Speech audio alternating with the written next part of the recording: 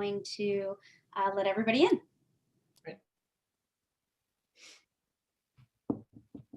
Welcome. Hello. So good to see all of you streaming in from the waiting room. Good morning, good afternoon, good evening, depending on where in the world you're joining us from.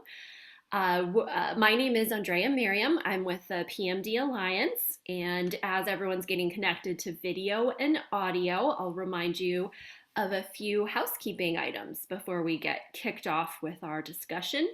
The chat feature is our communication line. That's how you can send in your questions and your comments. And I'd love to invite you to practice doing that by typing in the chat where you are joining in today. Where are you tuning in from? What part of the world, your city and your state? And for the program, everyone will be placed in auto mute, but you can communicate with us via the chat.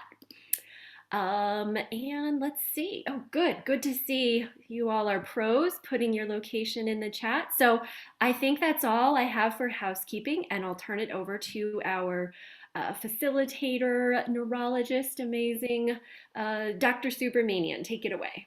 Thank you. So excited to be back.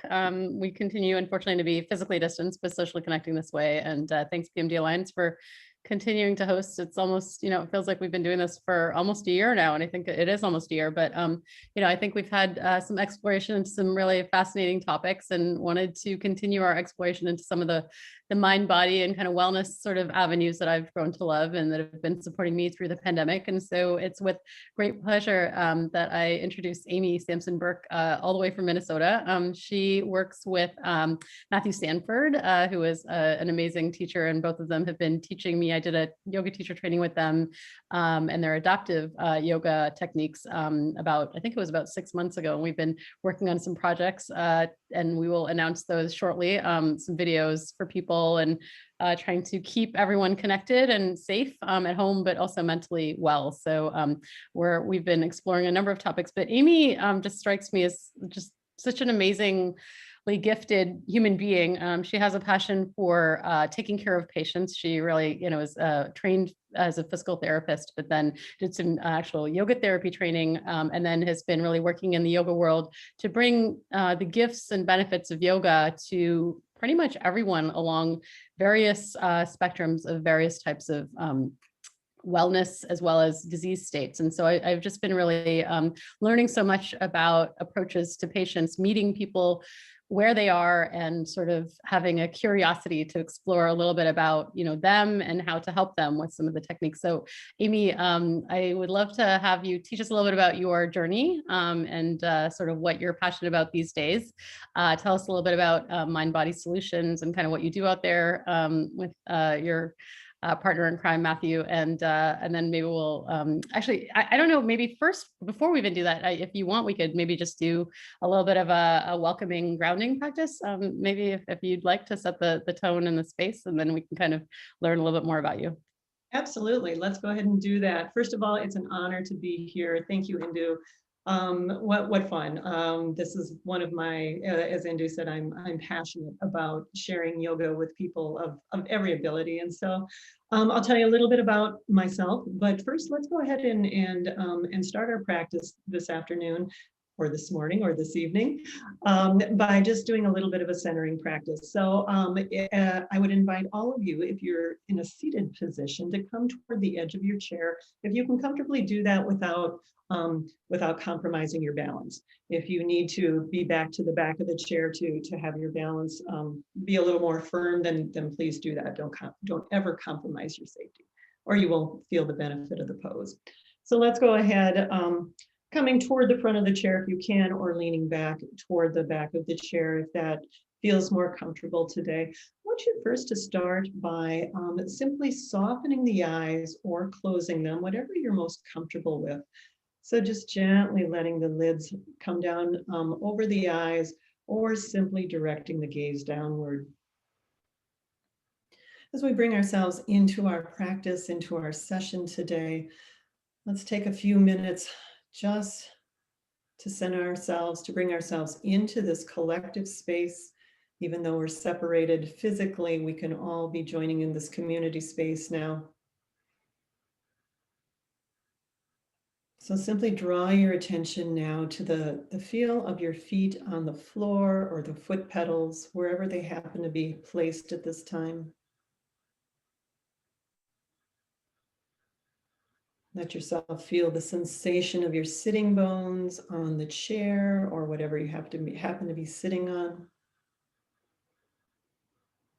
And gently place your hands on your thighs, palms facing down if that feels comfortable for you. Again, noticing that sensation of the hands on the legs, the feet on the floor, and your sitting bones on your chair. From that little bit of groundedness, soften the belly and allow the spine to gently rise, almost as if it's rising segment by segment, getting a little bit longer, all the way up until the head is placed directly on the shoulders, almost as if you're just balancing the head right on top of the shoulders. Let the shoulder blades drift down the back body, almost as if you're unrolling a silk curtain down the back body. Soften the eyes, the ears, the inside of the mouth.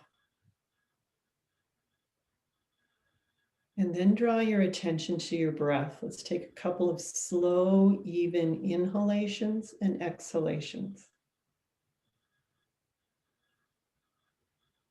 Slow inhale, followed by a slow exhale, making them about the same length. In yoga, we call that samavriti, or equal, even flow.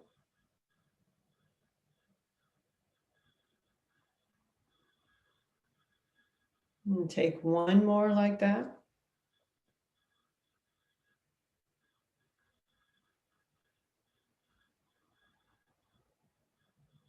And now very gently draw your sternum or your breastbone up toward your chin. Ever so gently, let the chin drop down just a bit. Notice how your breath changes, even with those very subtle movements. If you wish, and if you can, bring your hands together in the center, gently placing the palms right at the base of the ribs. Thank your body. Be grateful for this community as we begin our practice today. Then let your hands come back down to your thighs, palms facing up. Raise your head and open your eyes. Notice how you feel. Notice what it took for you to get to this spot today, to get in front of your camera. Maybe I was talking to Indu earlier and I was heading out. I needed to set my yoga space up again and I needed to eat lunch and I was running, sat down. This is what brings me into this space. And so never underestimate the power of a very simple grounding practice like that. Doesn't even have to be that elaborate. It can be very, very simple. Simply noticing your body in space and allowing yourself to feel a little bit grounded. Indu, do you want me to go on or do you want to? Yeah, no, I love it. Yeah, that was amazing. I mean, I think that was a beautiful illustration of not even having to move very much, just sort of, internally kind of connecting with your body, a few breaths of just sort of feeling the chair, feeling the feet. Within 2 minutes, you're sort of, kind of like decreases your tension, decreases your stress. I think that's something that we can all use many times, I think, during the day. And I find myself, just sort of unplugging sometimes after a few patient visits on Zoom or whatever, and feeling like the need to have that. So I love that. That's amazing.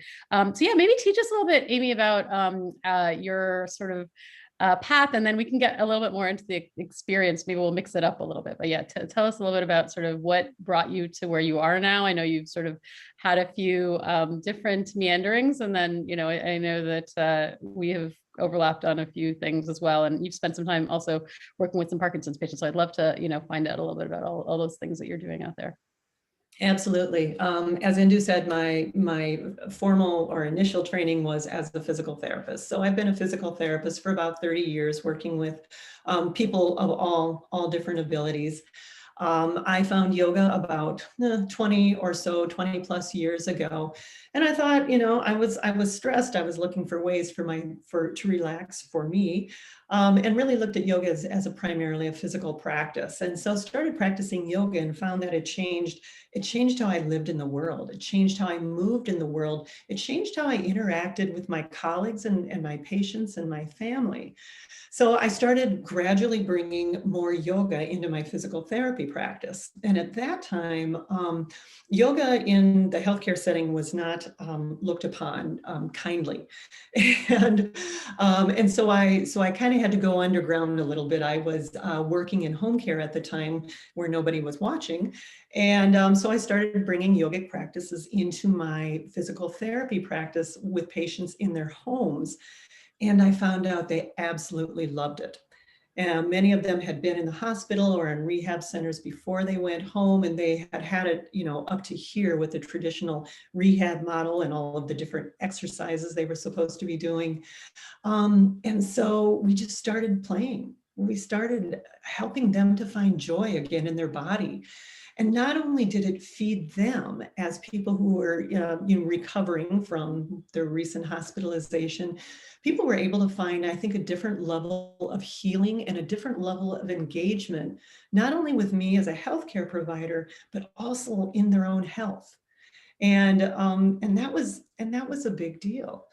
And so I continued taking my yoga into my physical therapy practice. Then I discovered a small nonprofit here in the Minneapolis area called Mind Body Solutions. Our founder, Matthew Sanford, who was on several weeks ago, I believe, with you. Little bit briefly about him. Matthew founded Mind Body Solutions in 2001, I believe it was. He was paralyzed in a car accident when he was 13 years old, paralyzed from the chest down, and went through the standard rehab model like many of us have been through, and found that he missed his body terribly. He started yoga, found a deeper connection to his body, and he eventually formed Mind Body Solutions. So I came on to Mind Body Solutions as a volunteer, simply because I was curious. And that was in about 2007. By 2009, I was hooked, and I was doing speaking events and a little bit of teaching for them. And my life has taken many turns, twists and turns, some of which we'll talk about here in a bit. And that led me to gradually decrease the amount of physical therapy I was practicing and slowly moved into a larger role at Mind Body Solutions. And I've been here for about 10 years as the program director, bringing yogic practices into healthcare, but at the end of the day, sharing yoga with people of all abilities.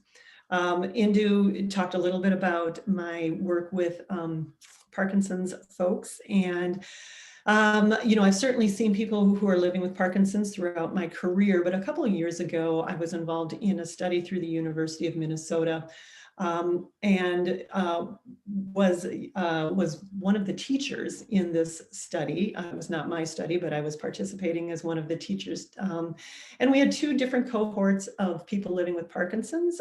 We took each cohort through 12 weeks of yoga training, and they went to yoga class twice a week. And we had so much fun. I think there are many, many challenges to doing research on yoga as far as standardizing the poses, the population. And so the results were so-so, but I can tell you as one of the teachers in that research study that the students loved it. And we had a great time. And I actually have a couple of those students who are still in my yoga class today because they really felt it changed their life.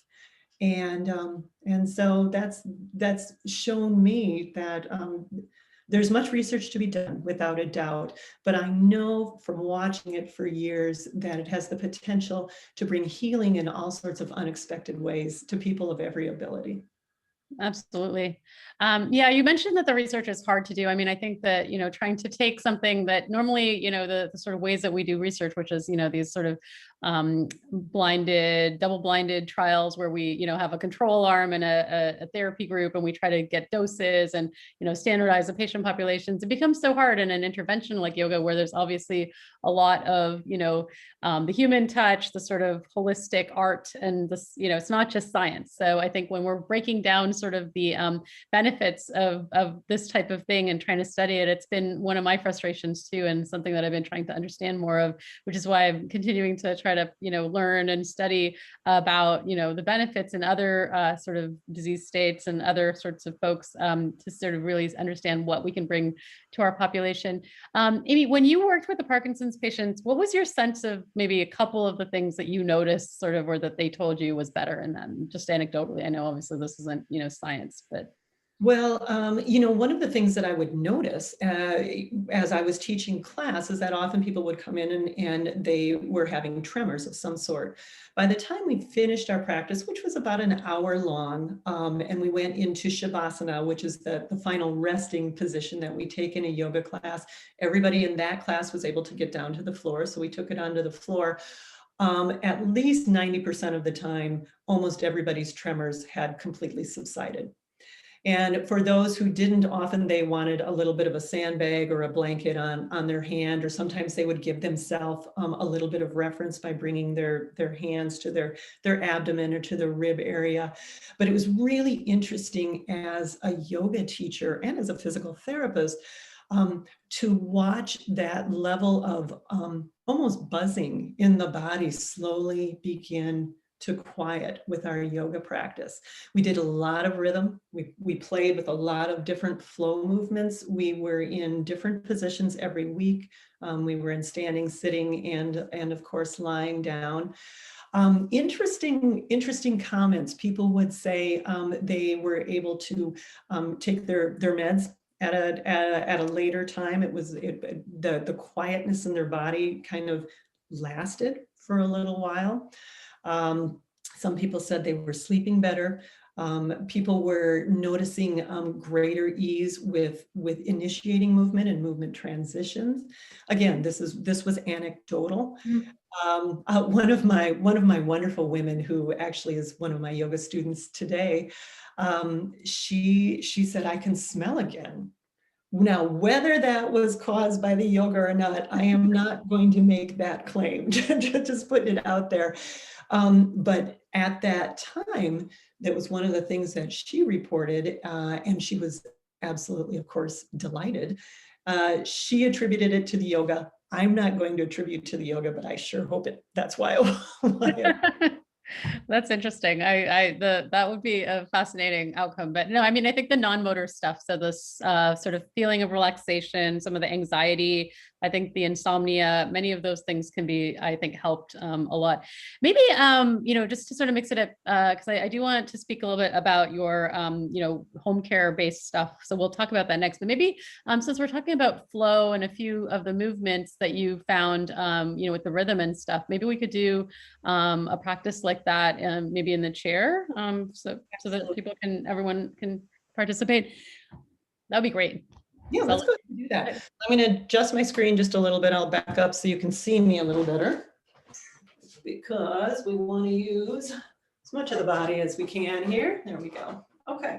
All right. So again, if you're comfortable moving toward the edge of your chair, move out toward the edge of the chair. Again, if you need support from the back of your chair, please make sure that you take that. Always better to recognize the conditions of safety. So let's get into the position that we started in today, which was with our knees out in front of our hips, our knees over our ankles. So we're sitting in kind of this 90-90 position. One of the things we talk about at Mind Body Solution is alignment being an effortless form of mind-body integration. So as you see, when we start these yoga practices, I don't just say, okay, let's just go, but I actually ground us. I bring us back to the midline, and sometimes that's a difficult place for people to be. So we'll start in this relatively symmetrical position, and let's just go through a nice little rhythm practice. So go ahead and start out once again by grounding, by feeling the sensation of your feet on the floor, your sitting bones on the chair. Like we did before, go ahead and let the body grow just a bit, placing the head right on top of the shoulders to your capacity.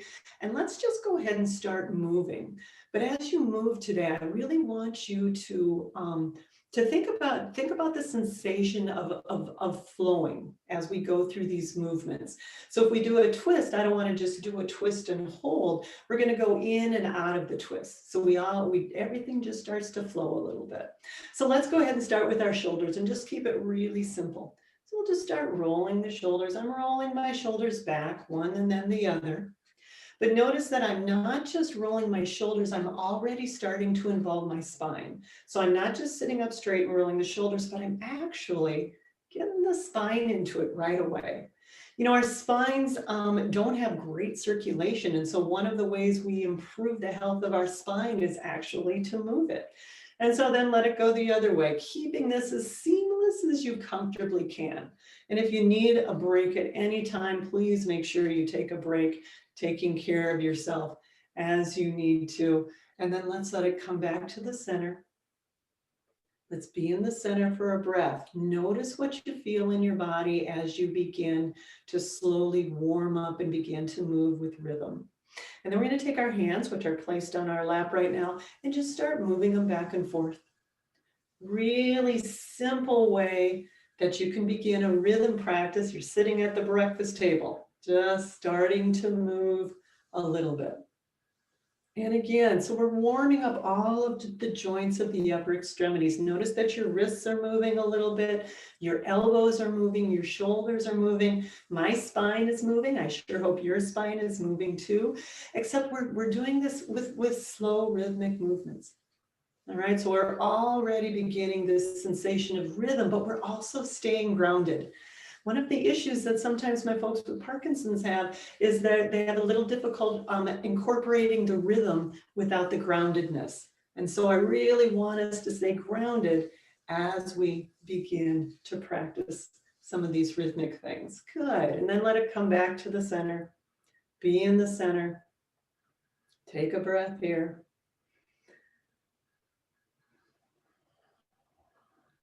And now we're going to march on the chair. We're going to walk with our hip bones. So I'm going to walk forward with my hips and then backwards.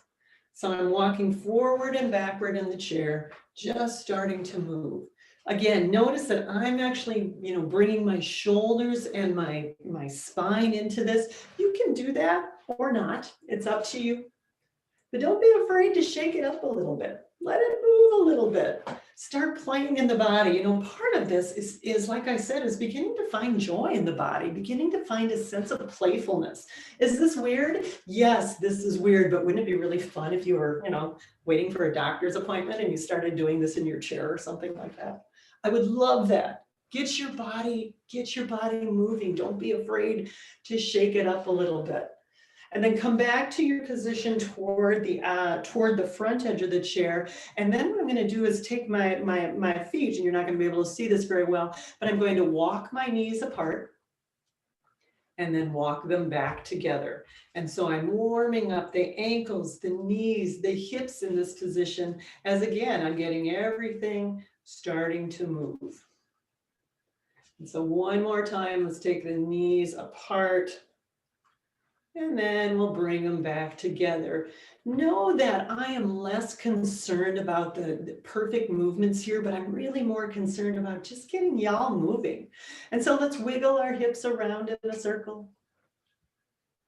Get those, almost like you're doing a hula hoop. And then let's go the other direction. So you're wiggling around the other way. And then keep your hips stationary and see if you can, like you had a hula hoop around the bottom of your ribs. Now let's move that. We used to do this one in the Parkinson's class. People used to hate it and then they used to love it. It was not an easy one to do, but once they got the hang of it, they really liked it. And then we're going to go the other way. So you're hula hooping around as if you had a hula hoop around the ribs. Lovely. And then come back to the center. Take a breath in the center. Can I keep going into it or do you want me to stop? Yeah, we can go for another few minutes. Yeah, that would be. Okay, we'll go for a few minutes. All right, shake your hands out to the side. Let everything just shake out a little bit here. And then we're going to start moving the arms. So once again, I want you to draw your attention to your feet, your sitting bones. Make sure that spine is nice and long. Bring your hands out to the side. And any amount, we're just going to start floating the arms up and then down. If you want to do this with your breath, inhaling and exhaling, that's fine. If that adds a level of complexity that you're really not sure that you want to do today, then don't worry about it. And notice I'm going a little bit higher each time. You can do that, or you can stay right where you are. But let the body begin to notice that sensation of fluid movement, whatever that's going to look like for you today. And it can be way down here. So bring it down, everybody bring it down. And then this time, as we go out to the side, we're going to roll our hands back and we're going to open the chest forward. And then we're just going to let it roll down a little bit. And then we're going to roll the chest forward, open the chest as the hands, the thumbs go back behind you, and then let it go back down. Let's do a couple more of those. And then we'll take a couple of twists and we'll finish up here. So one more of these, open wide. Hold here for a breath now. And then let it on back down. Good. And then let's take just a little bit of twisting. We might do some of this later, but we'll do a little bit of twisting now. So I'm going to go ahead, take my knees a little wider apart. So if you comfortably can, take the knees a little wider apart.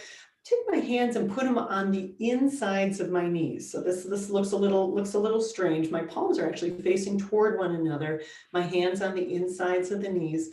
And I'm going to keep one hand on one knee and take the other hand and sweep it around. And then come back. And we'll do the same thing the other side. We'll sweep around and come back. Thinking about here, living in larger spaces.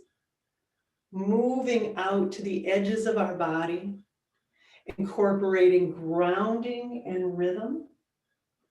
And now this time when you go out to the side, go ahead and go out to the side and let that opposite leg, the one where your other hand is on, let that go ahead and slide out in front of you a little bit. So we let the twist go way back.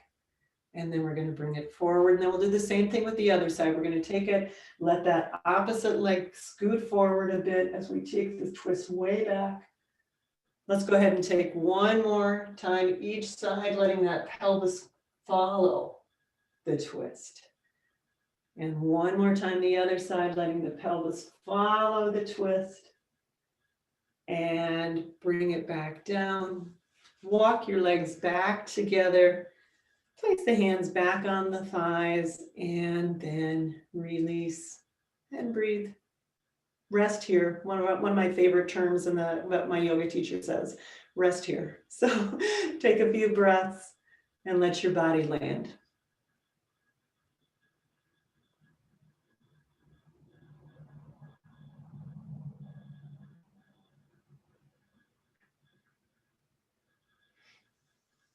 And release.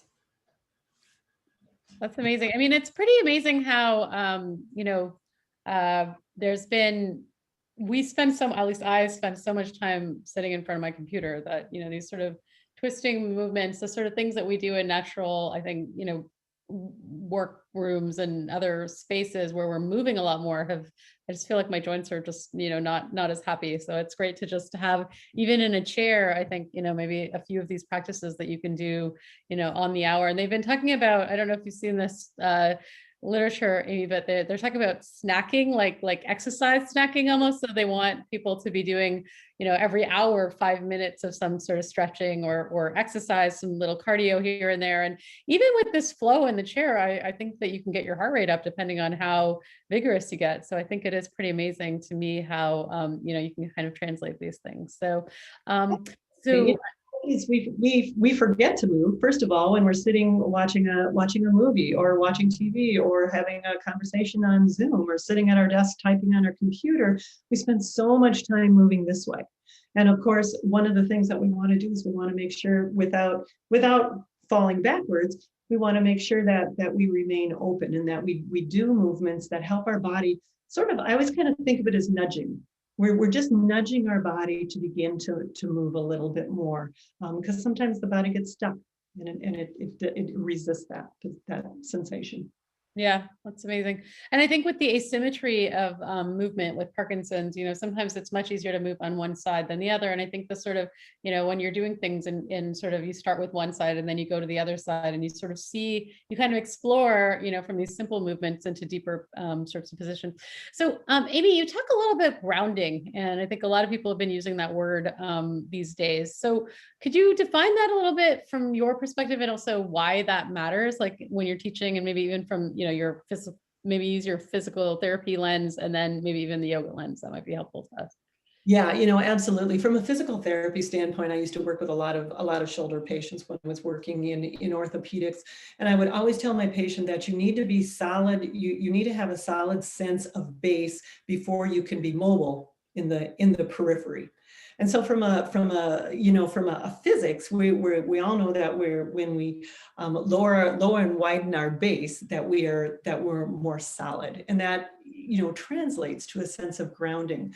But you need to be, from a physical therapist standpoint, you need to be solid here before you can move out at the periphery. And of course, we all want to get bigger in space. We all want to reach to the edges of our body and live in larger spaces. But we have to have the stability, the core stability along the midline of the body to allow us the freedom to move out here. And that's really not all that different when it comes to a yogic point of view. From a yogic standpoint, we talk about grounding as a sense of feeling solid, feeling safe, feeling like you have not necessarily a heaviness, but a sturdiness at your base. And of course, your base may be your feet, your base may be you're sitting on your sitting bones. If you're lying on the floor, your base may be the back of your body. Or if you're sitting back against the back of a chair, the back of your body again might be your base. Once that base is stable, that gives not only your brain, but your body the sense of safety. And so I think of groundedness as a a feeling of solidness, of safety. And from that, then you can begin to move. And so from that, we do all sorts of movements, but we're always bringing people back to the midline in yoga, certainly in physical therapy, but more so in yoga. We're helping people find a little bit of sense of symmetry. And it goes back to what I was saying earlier, as a sense of alignment being an effortless form of mind-body integration. So sometimes we don't even recognize what a yoga practice is, but a yoga practice might be just bringing everything back to the spine, feeling your feet, grounding down through your hands, lengthening the spine and stretching out through the top of the head. That sense of groundedness and symmetry is part of the yoga practice. You are practicing yoga when you're bringing it toward that midline. And then you also talk about this rhythm, so sort of a rhythm and a flow. How does that sort of help people from maybe the physical therapy lens, and then also the yogic lens as well? Well, I think that we are born as rhythmic people. We rock our babies. We make babies that way. Rhythm is innate to us, and rhythm can be used as a calming mechanism in the body, and it can also be used as an invigorating mechanism.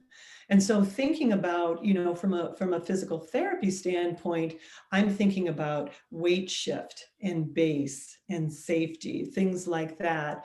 From a yogic standpoint, I'm thinking more about the innate rhythms that the body has, and the profound and often unrecognized, or not unrecognized, but maybe just not acknowledged as much as it should be, loss of rhythm that comes when you're living with a disability. Our steps might get shorter, or our movements get a little more stunted or become more asymmetrical. Bringing that sense of rhythm back into the people that I work with, that brings with it a sense of wholeness, a sense of humanness. And it's actually really fun when you can share it with somebody, when you can sit back to back with somebody and rock back and forth and do a little twisting together or something like that. There comes a playfulness with it, and also just a shared humanity that I think is really important to everybody. Yeah, that's amazing. I'm looking in the chat a little bit, and people are talking about, somebody said here, will we be seeing traditional yoga poses that can be done or modified for parkies? I mean, I think there's a sense that, people have it in their mind, what is a traditional, like the sun salutation series, and there's a lot of, specific holds, and you're doing static poses that are very, recognizable, I guess, if you took pictures. But what I guess I've really learned from you and Matthew is that you can translate elements of that into what you're teaching, which is yoga. Still, it's maybe not traditionally, what people would think of if they had gone to, a class at 24 Hour Fitness or some other studios. But I think, this sort of sense of ground, the elements that you're talking about, the grounding, and even the flow and the rhythm are actually quite part of even traditional yoga as it's practiced in other sorts of traditions. And I think, it is kind of fascinating when we sort of put these things in a box and think about, sort of what is traditional and then modifications. But I think everything you've sort of taught us from the beginning is sort of thinking about sort of some mindfulness, meditation kind of connections, some breath, and then also these movements, which may not look traditionally like, yoga, but I think are how you're sort of modifying them to help people and meet them where they are with their bodies right now. Tell us a little bit about the work that you're doing in the, these other spaces, because I know you had a pretty life-altering event that sort of changed, I think, your, life, and then also sort of how the types of people that you've been working with recently. Could you tell us a little bit about that? And then maybe we'll get more into poses, traditional, not traditional, whatever makes sense for the group here. Yeah, I think, getting back to the poses, traditional or not traditional, I think we all have an image of what we think yoga should look like.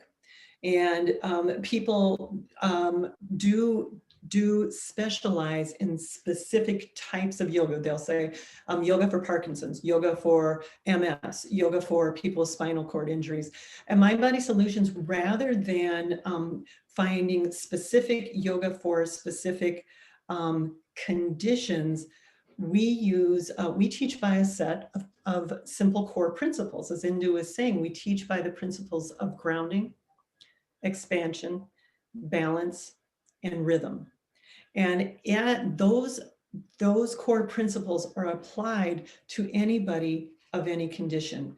And so if I happen to be teaching a class, I can be teaching a class of people with very, very, very different conditions, but we're all moving the same way because we're all practicing grounding, we're all practicing a sense of expansion. So part of us wants to do, we want to do a certain yoga pose, and we can certainly do that if you'd like.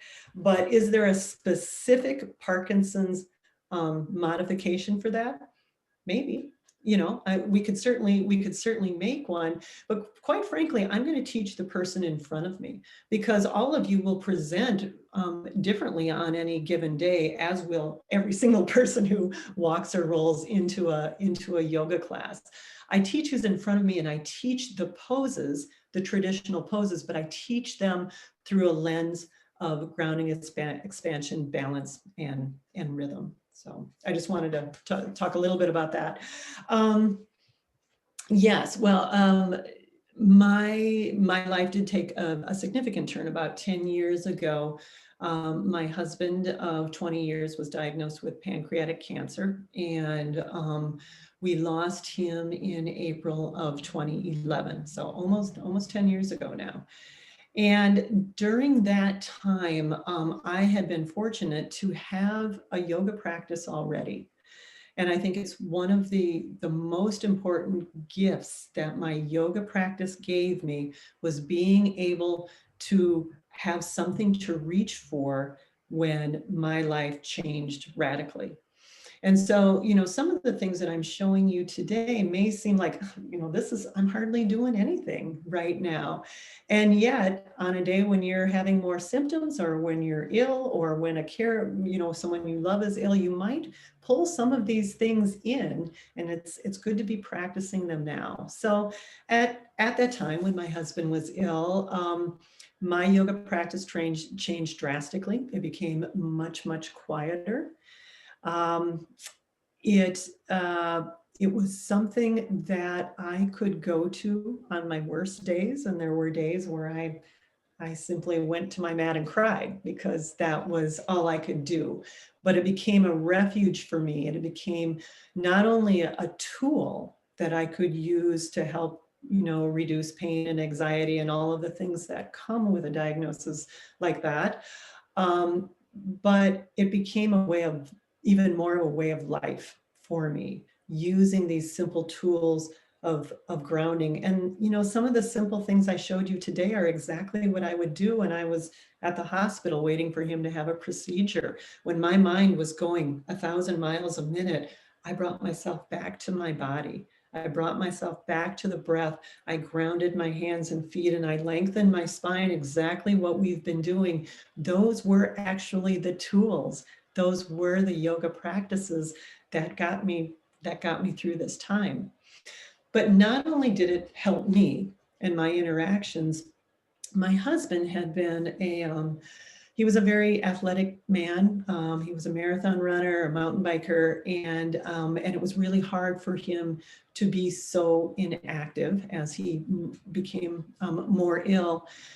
And so for the first time, he thought, I'll try some of this yoga stuff. And so I started teaching my husband really simple yoga practice, not unlike the practices that we're doing today.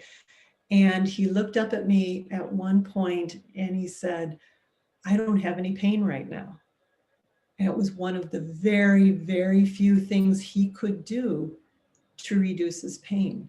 He was able to befriend his body instead of being angry at it, be more inwardly aware, begin to move gently, and it actually made him feel a lot better. And so once my husband passed, one of my goals with my yoga is to work with people, as always, with every ability, but also to have practices that are appropriate for people who are moving, whose conditions are progressing, whether they don't have to be moving to the end of their life, but their conditions might be progressing, and also taking care of their caregivers too. And so you go into the homes of these folks, and what is the program called? Tell me what the program was called again. The program is called Living Till the End. And that, basically that means that we work with people along the entire arc of life. So we had been teaching yoga to kids at a children's hospital here in Minneapolis, seeing people all the way throughout their arc of life, of course, and then also working with people literally who were moving to the end of their life. And you'd be amazed at what comfort it can give not only the people who are living with whatever condition they have, but also their caregivers. And so with the Living to the End program, we would send our mind body ambassadors, as we called them. We would send them out to people's homes for 6 visits, and we would simply practice with them. And it really helped a lot of people find something that they could do even as they were often lying in bed. But to feel that sense of embodiment, to feel that sensation of still living vibrantly in their body, even as they were leaving. And it's been very profound.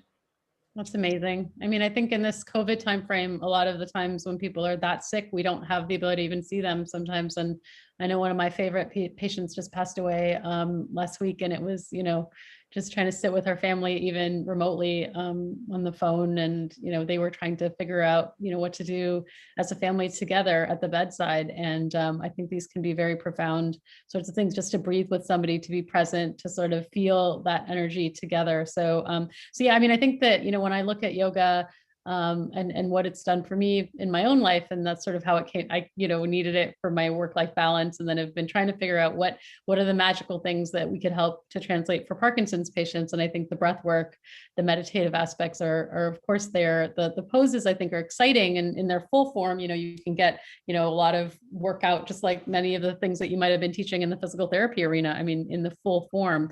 But then I think there's elements of that sort of, the grounding. So you're talking about, having your feet firmly on the ground, so that if you take a step, or if somebody falls on the ground, let's say, and they're trying to pick themselves up, that sort of sense of like planting the feet on the floor and aiming for, a balanced pose so that they can stand up again is pretty amazing. And then, when your body is starting to, bend forwards with things like dystonia that people have been talking about, and people have also been talking about sort of, we had this other colleague on, Ben Stetcher, who's a patient, and he was telling us about some of the exercises.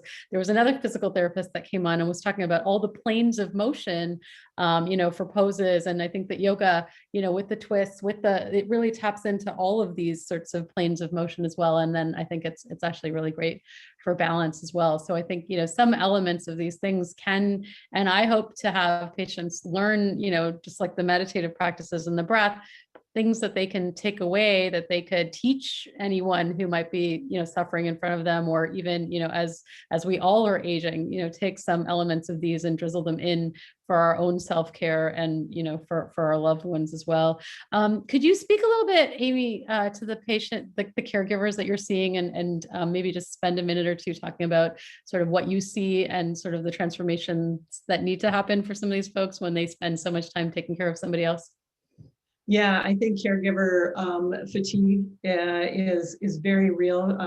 Compassion fatigue, caregiver burnout. There's so many different ways to describe that. But the process, and I've been there too. The process of being a caregiver is exhausting. And how do you set a compassionate boundary to know where you end and where your loved one begins? And it's important to be able to do that. And, we talk about self-care, but what we found out at Mind Body Solutions is that when we advertise a workshop for self-care for caregivers, none of them show up. And so we have to sneak it in kind of sideways. And so we often teach practices that both the caregiver and the person living with the condition can do. And a lot of it is grounding. A lot of it is movement. When you think of sometimes feelings of resentment or sadness or all of the things that come up. This happens, of course, in professional caregivers too. And so the way we teach people to work with this is to try and help it move through the body, because when it gets stuck in the body, it tends to fester, if you want to think of it that way. So we have people sway from side to side. So we might be talking to caregivers, and we'll say, if somebody's coming at you, start swaying, move from side to side, circle around on your feet. Come out, when you come out of that interaction, do a little sun salutation or whatever you need, but think about letting some of that fatigue, letting some of that sadness, whatever it happens to be that you're carrying, because there's joy in there too, certainly, but letting that river flow so it doesn't get dammed up in the body, because that's one of the things that happens with caregivers as they give and give and give to their own detriment, and then they break down, or they leave, or all sorts of things can happen that aren't ideal. And so helping to prevent that buildup and that damming of emotion in the body and letting it move is really, really important. Yeah. Glass of wine. No, I'm kidding. That too, yes. So maybe you could take us through, Amy. I love this. So I think you said a few things that really resonated with me. One is that we're, when sometimes we have something that is a disease, right? Dis-ease. We're sort of ordinarily in Western medicine, and there's sort of like this, we got to fight it. We got to cut it out. We got to do something about it.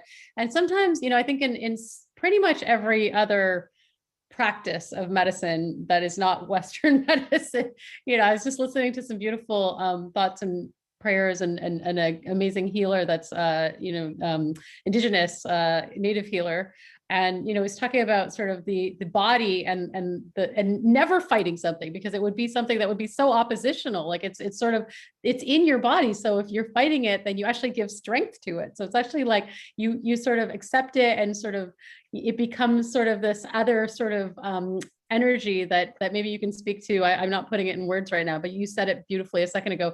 And then the other thing is this sort of stuck energy, this negative stuck energy. And so maybe you could teach us a little bit about how you teach that and that sort of flow.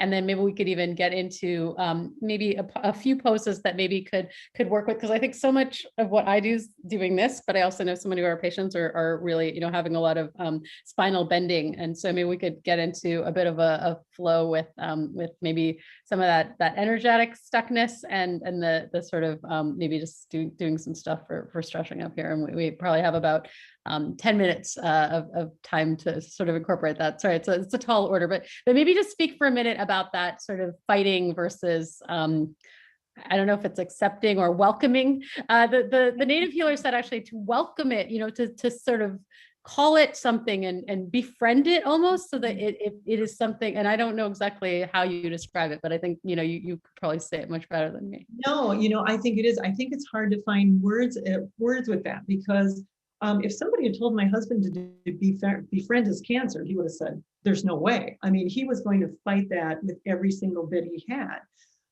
What I think one of the issues that we often have when we're diagnosed with any kind of disease or condition is we begin to let that define us. And it's really important to not let your life with Parkinson's define who you are. It may become a bigger part of your life, but know that there is an underlying essence of you that was there long before the Parkinson's was there. And that's what yoga helps us get at. There, and however that works, whether again you're sitting, you're standing, you're lying, whether we're doing big giant poses or whether we're doing tiny little poses, know that there's an underlying essence of you that is not defined by the Parkinson's, and it's not changed by the Parkinson's.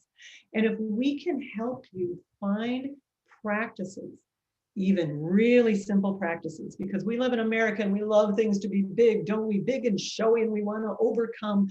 But what if we saw that essence, that essential part of us, as always that stream, that through stream that's always running there? How do we tap into that? How do we use simple practices to find again that part of us that underlies whatever has come next? And so so let's do a little bit. I'm gonna back up again so you guys can see me, a little more of me anyway. And we're going to use movement because we're coming to the end of our session today, and it's right now I think it's probably more fun to move than to not. But we're gonna go with a little bigger movement and a little smaller movement. So of course, something you've probably all done before is what we call in yoga a cat-cow, where you roll over on your sitting bones and you let the spine go back toward the chair behind you, and then you come forward. So let's do a little bit of that. Now, if you happen to be living with osteoporosis, I do not want you to go into a deep curl here. And that, of course, tends to be the position that we tend to get in anyway when we're living with Parkinson's. So let's really focus on the extending, the opening up. And so almost as if you were coming up right through my zipper as we come up, I want your spine to come up, and I want you to open to your shoulders here. And then let's just go back to neutral. Let's not roll over on those sitting bones. So let's just work on a little bit of a back bend here, and then coming back down. We'll keep the amplitude of the motion relatively low. And so this is pretty simple, but let's say again that you're sitting somewhere, you'd like to do a little yoga, but you don't want everybody watching you doing different things with your arms and legs. So now sit still for a second. take your hand and just tap right here on your sternum, so right on your breastbone here. Now we just did that cat-cow movement, but now I want you to do that cat-cow movement with a much smaller amplitude. I want you to do it right here with your sternum. So you're going to go into a tiny little back, well, what I would call a, not a back bend, but a little bit of a lean forward, almost as if your shoulder blades just are coming out and away from each other a bit. And then draw those shoulder blades together and lift your sternum. And do a tiny little, rather than a cat-cow, we're going to call these a kitty-cat. So it's a very tiny movement. You could be doing these in the car while you're probably not while you're driving, but if you happen to be riding, you could be doing these in the car, little movements to keep the spine moving, keep the energy flowing. Do just a couple of those. Good. And then release. I like to use the breath too. So in the time that we have, I'm going to do a little bit of breathing too. This is one of my favorite breaths. And you can decide how large you want to make the movement, but it's not just simply a breathing activity. It's a breathing activity where we also incorporate the body. So again, we're looking for that essence of your being that precedes the Parkinson's. So you decide today how big you're going to take these movements with your arms, but I'll show you one way and then we'll talk about a couple different ways. So bring your arms down by your sides. So we're going to take an inhalation, and you don't have to go at my pace. You can go at your own pace. But once again, find your feet, find your sitting bones, lengthen your spine. You know the drill by now. We're going to go ahead and start taking an inhalation, inhaling here. Let's inhale to a count of 4. You're going to touch your hands if you comfortably can. And if it works better to bend your arms, go ahead and bend your arms. And then we're going to exhale to a count of 4. Now, what I want is that at the end of the inhale at 4 and at the end of the exhale at 4, your hands are touching something. So we're going to go, so you can see me on camera. I'm going to bend my elbows. We'll go 1, 2, 3, touch. 1, 2, 3, touch. 1, 2, 3, touch. 1, 2, 3, touch. Now let's slow it down a little bit. 1, 2, 3, 4, touch. 1, 2, 3, 4, touch. 1, 2, 3, 4, touch. 1, 2, 3, 4, touch, and then release. Take a little rest. That's a particularly good breath movement pattern to do if you're feeling a sense of anxiousness. Gets you out of your head, slowing your breath down and into your body. If moving the arms doesn't work, it could be like this with the touch, or it could just simply be turning the palms down, turning the palms up, turning the palms down, turning the palms up. Okay, I know we're running out of time, and of course I could go on and on and on now, but I want to teach one kind of fun, little twist. And one of the things that we're feeling so much right now is that sense of isolation. And I love teaching my yoga classes because I'm touching my students, or they're shaking hands or hugging or whatever, and there's so much of that's missing right now. So I'm going to do a little twist where we actually give ourselves a little bit of a hug. So I want you to start out with a little bit of a hug. So put your hands on your ribs. Find your ribs if you can. If it's easier to do this, that's perfectly fine. But hands on your ribs. I want you to feel the sensation of your breath for the next breath or two. Let your breath be slow and gently nudge. Remember how we talked about nudging? Gently nudge those lower outer ribs into the hands.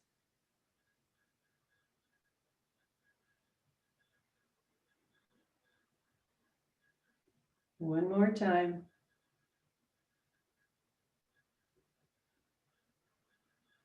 Good.